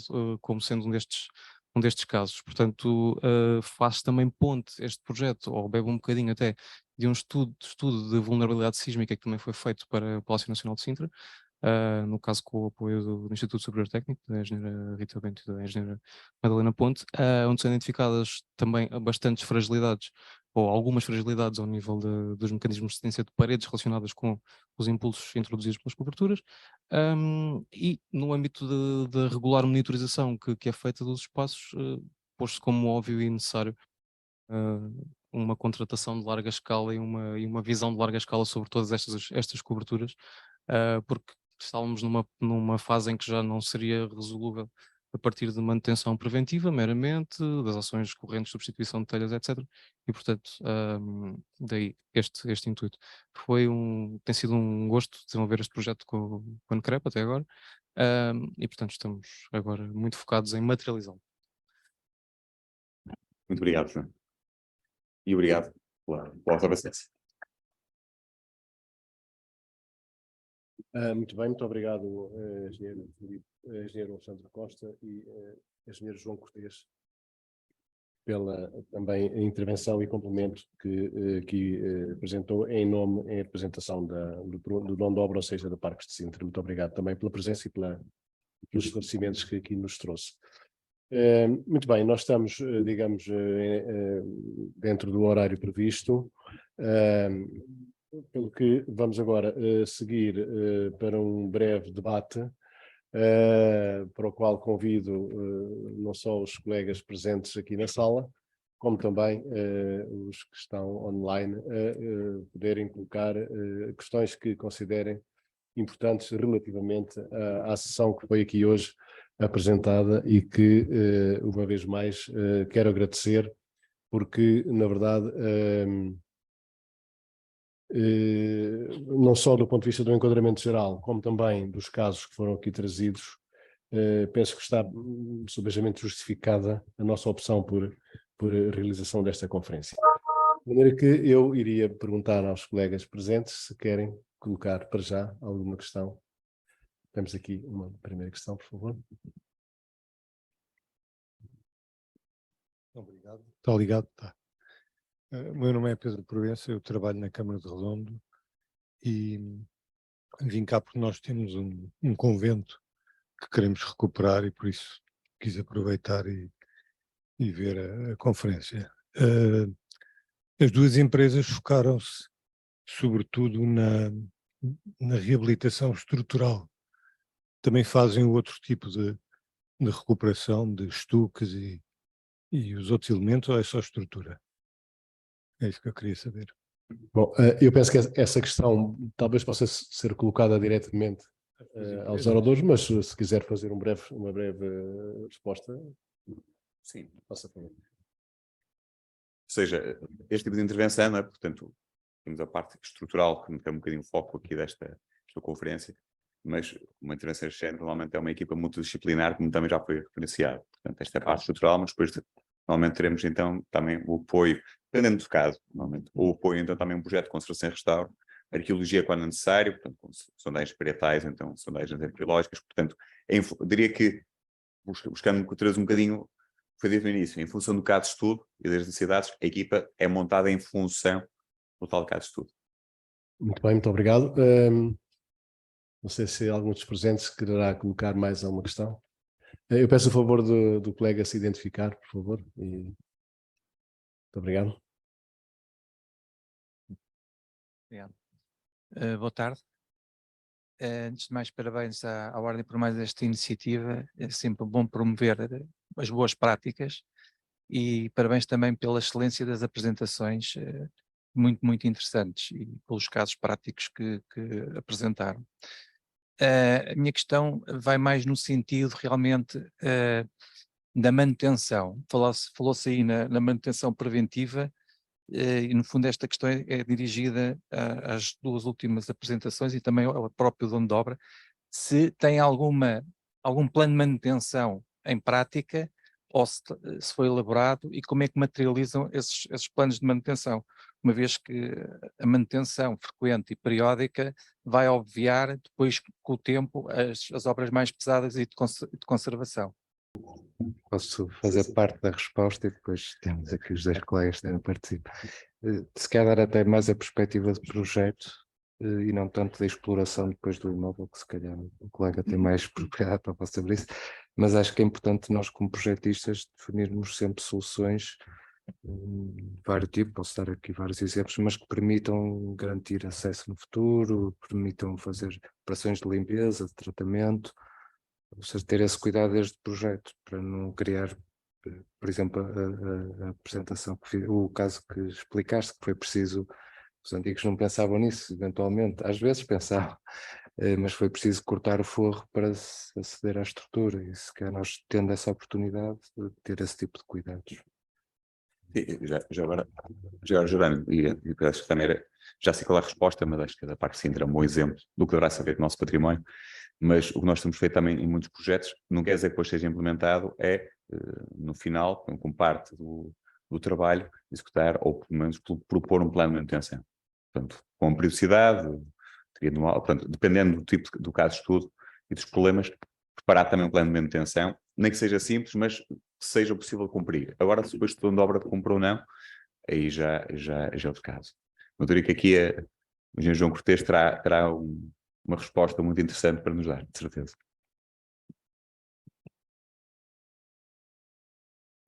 Sim, é audível. Portanto, respondendo concretamente, sim, temos planos que nós chamamos planos de gestão e valorização patrimonial para cada um dos nossos monumentos. Como eu disse há pouco, abarcam desde tudo, desde a caracterização da equipa que está envolvida em cada monumento, dos princípios de intervenção, sejam eles de manutenção, sejam eles depois os princípios norteadores gerais para a definição de uma intervenção, quer seja de conservação, quer seja de reabilitação, que será o caso, ou quer se fosse mesmo de restauro. Portanto, tem que estar tudo de acordo com aquilo que são os princípios gerais que já foram apresentados no início, e é isso que os planos também vertem, que faz depois uma sistematização e uma esquematização de definição destas zonas todas, que, por exemplo, o Alexandre falou das várias fases construtivas do palácio. Tudo isso é vertido também em termos de plano, portanto, porque a abordagem é diferente para cada uma destas zonas e depois dentro de cada uma destas zonas também é diferente para cada uma destas salas.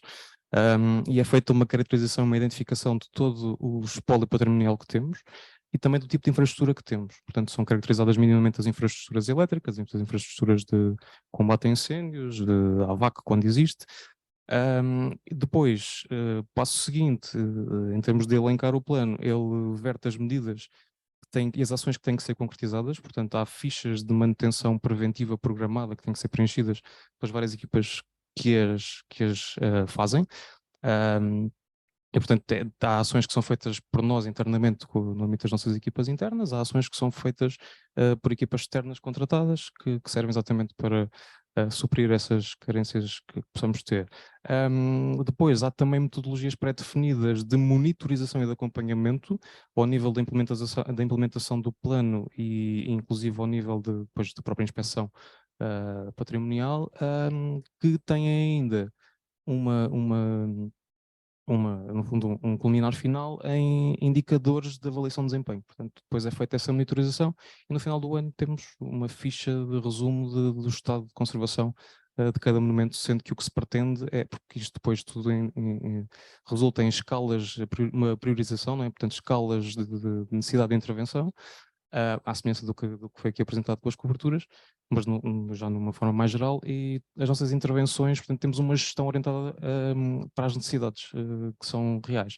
Portanto, temos que intervencionar primeiro aquilo que tem um grau de risco maior, e o que é que para nós é o grau de risco maior é associado à perda patrimonial ou no futuro ou iminente, ou então, portanto é sempre, e depois ainda uma componente de tentamos ter um bocadinho de gestão de risco, catástrofes, etc. Mas respondendo concretamente, acho que acabei por dar ao Lamirete todo o plano, todo o enquadramento. Sim, temos planos, eles são vivos, são implementados, uns casos melhor, noutros casos pior, mas são sempre implementados, e é nesta realidade que trabalhamos diariamente no Parque Sintra. Muito bem, muito obrigado, Sr. Engenheiro João Cortês. Penso que o Sr. Arquiteto Miguel Brito Correia queria também colocar uma questão. Isto é uma curiosidade. Em ambos os casos, o levantamento, digamos, arquitetónico ou geométrico, tanto da torre como do palácio ou das coberturas, já existia ou foi feito por vocês ou por alguém para este caso, ou para o caso concreto que apresentaram?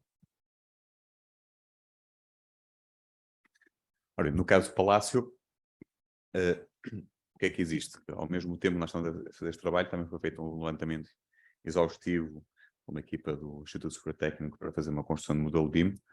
Portanto, eu diria que a envolvente e a parte da cobertura já existia.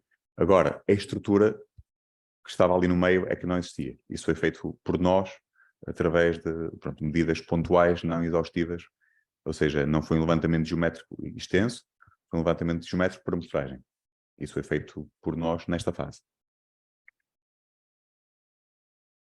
No caso da torre, confesso que não domino todas as questões contratuais, por ser uma empresa que entrou também no processo, como até subcontratada, mas a questão do levantamento arqueológico foi feito durante o processo, ou seja, foi um estudo arquitetónico barra arqueológico, acaba por ser um misto dos dois, não é?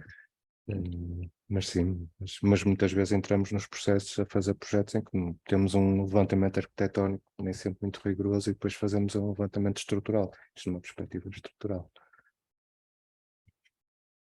Eu tinha aqui também uma questão para cada um dos convidados, nomeadamente na parte dos casos de estudo. Como sabemos, neste tipo de intervenções, por vezes aparecem surpresas que, apesar dos processos de inspeção e diagnóstico, às vezes, quando se entra em campo, aparecem de facto algumas surpresas. Eu gostaria de perguntar, relativamente à obra em Guimarães e depois à obra de Sintra, se conseguiria identificar uma ou duas situações em que de facto a situação evidentemente foi resolvida, mas foi preciso ter algum cuidado extra, algum investimento para tentar perceber como é que se resolvia um caso que eventualmente não tinha sido detectado numa fase inicial de inspeção. Portanto, assim, ou melhor, por outras palavras, qual foi, digamos, o maior desafio que tiveram em cada uma das obras que aqui foram apresentadas? Tentar a pensar, quer dizer, ali não tivemos também uma estrutura mais simples, acaba por ser uma estrutura mais simplificada, não tivemos assim uma grande surpresa, a obra também ainda está em curso, até está assim numa fase ainda de demolições. Segundo soube de relatos da obra, notaram vazios adicionais na última parte da torre, que era um pouco que também já tínhamos desconfiado, que era a zona onde houve mais lavagem de vazios, e as quantidades de injeção estão quase a triplicar, ou mais do que seria previsto, mas é sempre também muito difícil de estimar com alguma precisão estas questões, as inspeções normalmente são feitas por amostragem, claro que tende-se que a amostragem seja mais perto da realidade possível, mas nem sempre é possível. E sim, mas por vezes temos situações em obra de grandes surpresas, e que não foi o caso, felizmente. Sim, no caso do Palácio, ou seja, nós temos a questão é que, pronto, isto ainda é um processo faseado, portanto, a obra ainda só uma primeira parte que está agora em curso, e o resto, eu diria que essas surpresas só quando chegarmos à fase da obra é que iremos ver. Mas o que é que nós tentamos fazer? Que lá está, fazemos a inspeção por amostragem, mas depois em termos de projeto, muitas vezes, com base também no conhecimento em intervenções do passado, tentamos definir soluções que, no caso de surgir alguma surpresa, em princípio já poderá ser uma surpresa controlada. Portanto, de tal forma que as técnicas sejam adaptadas, que possam ser, em obra, ajustadas para essas necessidades expectáveis. É um bocado esse o objetivo. Bom, eu já agora iria, como disse, colocar aqui uma breve questão ao Sr. Arquiteto Miguel Brito Correia, depois passaria novamente a palavra, quer a assistência, quer quem está online, e pronto, e em breve iremos terminar. Mas antes disso, Sr. Arquiteto, o ICOMOS é, digamos, está integrado na Unesco, como referiu, não é? Eu queria lhe perguntar, assim em breves, numa forma sintética, quais são as funções que o ICOMOS Portugal desenvolve em Portugal, digamos, no âmbito das suas atividades normais? Trata-se da Comissão Nacional Portuguesa do Conselho Internacional dos Monumentos e Sítios. ICOMOS é a abreviatura da associação a nível internacional. Existem cerca de 120, salvo erro, ou talvez mais, comissões nacionais em vários países, mas nem todos os países têm comissões nacionais. E depois existem as comissões científicas internacionais que tratam aspectos específicos e congregam, digamos, os peritos ou os especialistas de aspectos específicos do património. Temos aqui na mesa não sei se o engenheiro Jerónimo também é da Comissão Científica das Estruturas,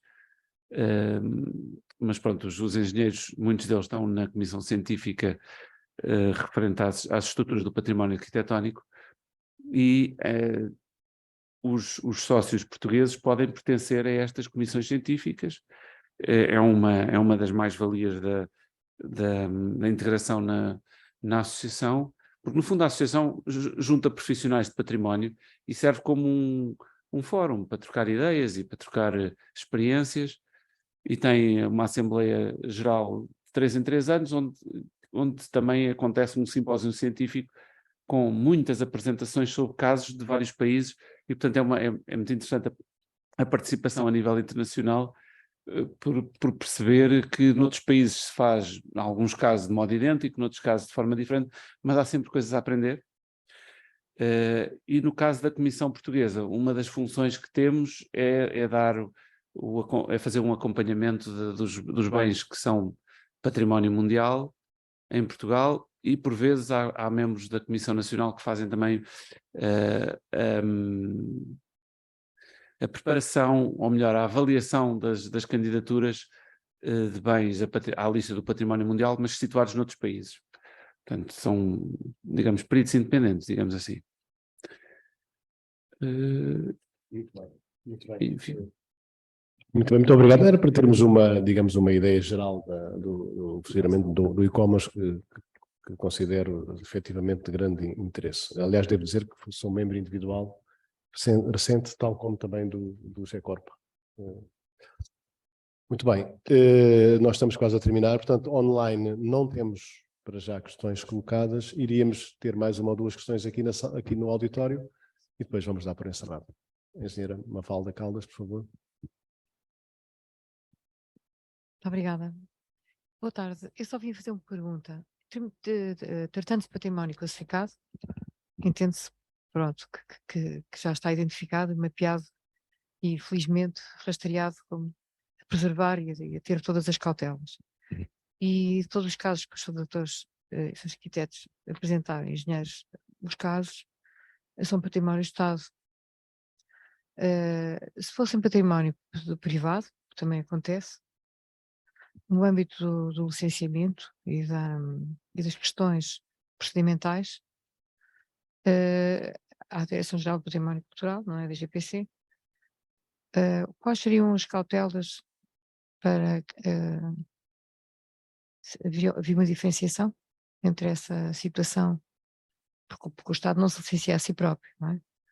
Só a cautela todas as situações de salvaguarda e as soluções que os senhores apresentaram, claro, são notáveis, mas do ponto de vista do património, tivesse a sua notoriedade, mas não fosse do Estado, como era o procedimento? Não sei se fui confusa. Não, os particulares têm efetivamente de fazer licenciamento. O licenciamento começa por ser camarário. Claro. Depois as câmaras consultam as entidades externas. No caso de edifícios classificados, uma das entidades ou as direções regionais de cultura porque a DGPC tem um âmbito em Lisboa e Val do Tejo e as direções regionais nas outras regiões, e depois, no fundo, há aqui um certo ping-pong entre o dono de obra ou o projetista contratado pelo dono de obra para tentar limar o projeto até que seja aprovado pela Direção-Geral do Património Cultural. Os imóveis do Estado que sejam classificados habitualmente também têm uma fase de projeto importante e às vezes, como de certa maneira até pretendem ser casos de estudo ou exemplos positivos e de boas práticas, até acabam por ter por vezes mais elementos do que os processos dos particulares. Infelizmente, para os particulares, o problema é sempre, ou muitas vezes, o financiamento. Eu diria que habitualmente são capitais próprios e depois aparecem sempre inesperados, desde os trabalhos arqueológicos aos trabalhos de repouso estrutural. Diria que é capaz de não haver nenhum processo que não tenha inesperados. E, portanto, a intervenção em património tem este aspecto interessante, depende da perspectiva, mas já a partir se nós virmos isto como um desafio, é um aspecto interessante. O problema às vezes é a fatura, no final, com tantos aspectos interessantes somados, mas... Pois, a pergunta também tinha um pouco o âmbito entre o ponto da intervenção e da conservação, porque o particular, eu estou no licenciamento municipal, por isso é que fiz essa pergunta, tem uma tendência de confundir a reabilitação, não é? E a conservação e a intervenção, às vezes, de uma forma menos cautelosa, não é? Demasiado intrusiva. Menos intrusiva, menos tradicional, porque é mais onerosa. Nem sempre é mais onerosa. Miticamente miticamente é sempre mais onerosa, porque há mais desconhecimento de causa, há empresas menos no âmbito de alguns municípios. Há menos empresas que apresentem essas características, não é? Menos qualificadas, exatamente. E era um bocadinho porque realmente o âmbito da reabilitação é uma dominação tão alargada, e como foi apresentado e muito bem, quando disse parcialmente, demolição parcial, se não fica numa construção nova. E há muito esta tendência de demolir demais. Foi um pouco em prol da salvaguarda do património, essa pergunta. Muito obrigada. Hoje em dia eu acho que é uma luta que se tem que travar todos os dias, que é a luta contra as demolições excessivas, que são omnipresentes, é um horror. Se é verdade, se permite-me acrescentar 3 notas em relação a isso. Portanto, em relação ao procedimento, agora, diríamos que, perante um caso, um edifício particular, procedimentos em termos de, agora, abordagem ao edifício deverão ser os mesmos, portanto, deverão passar a fase de espécie de diagnóstico e a fase de projeto.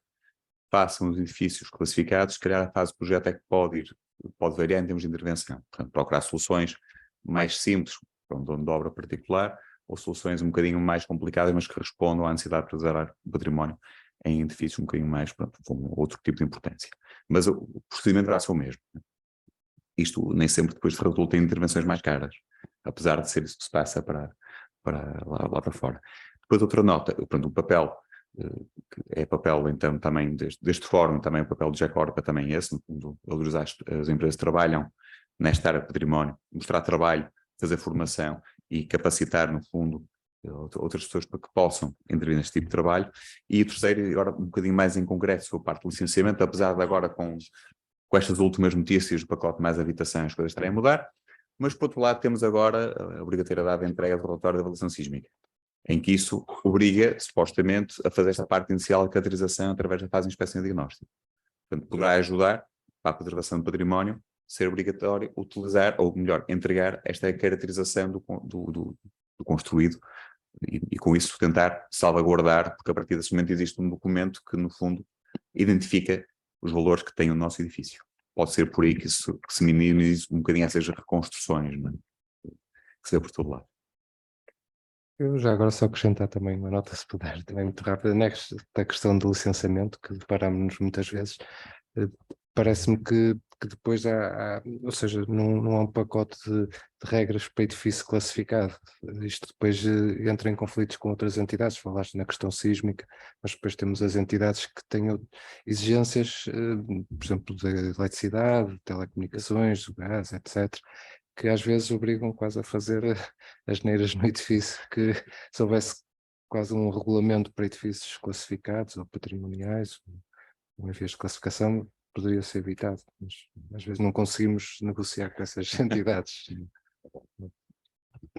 Muito bem, eu queria então agradecer, portanto estamos a terminar a nossa conferência, já não temos mais questões online, presumo que na sala também não haverão mais questões, e dessa forma eu gostaria de dar por encerrada a sessão, mas com um agradecimento e uma surpresa para quem está aqui na sala. O agradecimento é para todos os oradores que fizeram o favor de se deslocar, alguns de longe, a assistência que esteve aqui desde o início, é para vós que tenho uma pequena surpresa, e aos serviços da Ordem que efetivamente sempre colaboram, em especial com o Colégio de Engenharia Civil da Região Sul, que tem dado muito trabalho a esta equipa, e portanto em nome do Colégio queria-lhes agradecer mais esta lição de profissionalismo que estão a dar nestes eventos. A pequena surpresa é que temos um pequeno lanche agora à saída para quem aqui está presente. Quem estiver online e eventualmente esteja próximo, se conseguir estar aqui nos próximos 15 minutos, também poderá lanchar. Portanto, a todos muito obrigado pela presença, um grande abraço e até à próxima. Obrigado.